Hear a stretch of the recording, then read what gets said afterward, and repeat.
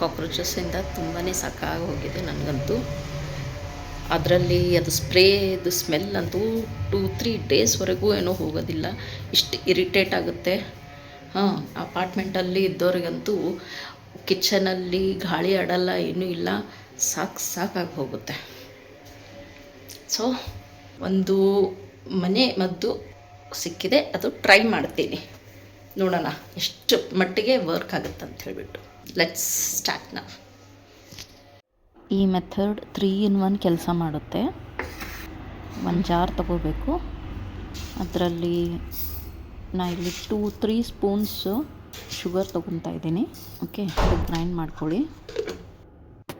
ಇದಕ್ಕೆ ಪೌಡರ್ ಶುಗರೇ ಬೇಕು. ಓಕೆ, ಆಮೇಲೆ ಇದರಿಂದ 1 ಸ್ಪೂನ್ ಒಂದು ಬೌಲಲ್ಲಿ ಹಾಕ್ಕೊಂಡ್ಬಿಡಿ.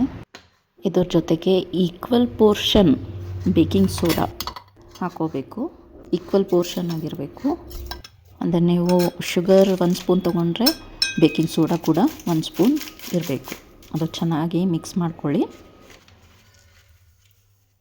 3 in 1 ಏನಕ್ಕೆ ಹೇಳಿದ್ನಂದರೆ, ಇದು ಕಾಕ್ರೋಚಸ್ಗೂ ಸಾಯಿಸುತ್ತೆ, ಇರುವೆಗಳು ಸಾಯಿಸುತ್ತೆ, ಮತ್ತು ಕಿಚನಲ್ಲಿ ಸ್ಮೆಲ್ ಇರುತ್ತಲ್ಲ, ಅದು ಕೂಡ ಹೋಗ್ಬಿಡುತ್ತೆ.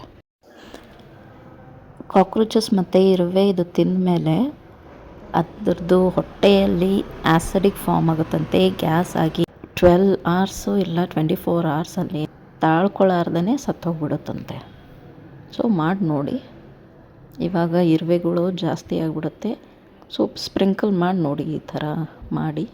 ಹಾರ್ಮಂತೂ ಏನೂ ಇಲ್ಲ, ಕೆಮಿಕಲ್ ಫ್ರೀ ಇದೆ, ಮಕ್ಕಳಿಗೂ ಏನು ಹಾರ್ಮ್ ಆಗಂಗಿಲ್ಲ, ಏನೂ ಇಲ್ಲ, ಮತ್ತು ಸ್ಮೆಲ್ ಅಂತೂ ಬರೋದೇ ಇಲ್ಲ, ಚೆನ್ನಾಗಿರುತ್ತೆ. ಸ್ವಲ್ಪ ಫ್ರೆಶ್ನೆಸ್ ಅನ್ನಿಸ್ತಾ ಇದೆ ನನಗೆ ಕಿಚನಲ್ಲಿ.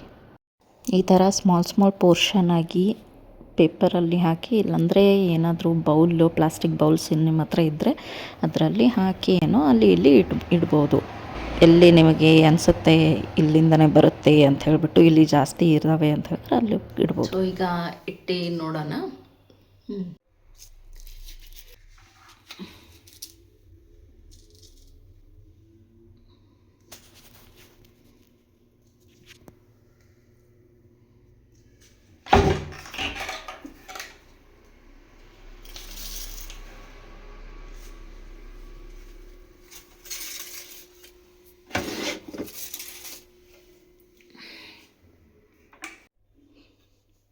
ಇಲ್ಲೊಂದು ಇಟ್ಟಿದ್ದೀನಿ.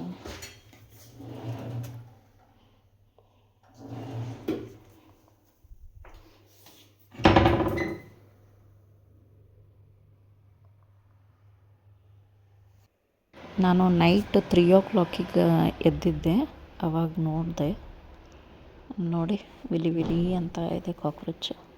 ಆಗುತ್ತೆ, ಸ್ವಲ್ಪ ಟೈಮ್ ತೊಗೊಳುತ್ತೆ. ನಾನೆಂದೂ ನೋಡಿರಲಿಲ್ಲ ಕಾಕ್ರೋಚಸ್ ಇಷ್ಟೊಂದಿದೆ ಅಂತ ಹೇಳ್ಬಿಟ್ಟು. ಫುಲ್ ಹಾಲ್ವರೆಗೂ ಬಂದುಬಿಟ್ಟಿದ್ವು. ನಾನು ಅವಾಗ ರೆಕಾರ್ಡ್ ಮಾಡೋಕ್ಕಾಗಿಲ್ಲ,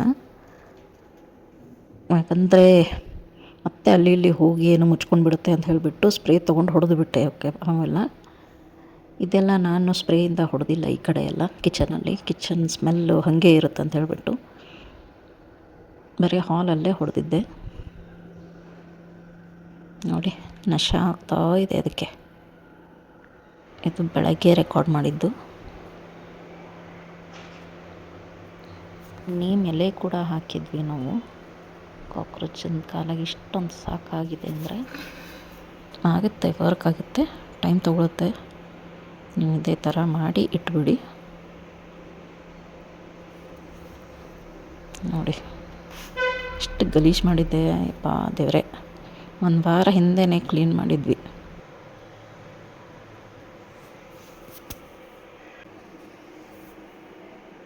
ಟ್ರೈ ಮಾಡಿ ನೋಡಿ, ಮತ್ತು ನಮ್ಮ ಚಾನಲ್ ಸಬ್ಸ್ಕ್ರೈಬ್ ಮಾಡಿ, ಶೇರ್ ಮಾಡಿ, ಲೈಕ್ ಮಾಡಿ, ಕಮೆಂಟ್ ಮಾಡಿ ಚೆನ್ನಾಗಿದೆ ಏನಿಲ್ಲ ರೆಮಿಡಿ ಅಂತ ಹೇಳಿಬಿಟ್ಟು. ಬಾಯ್.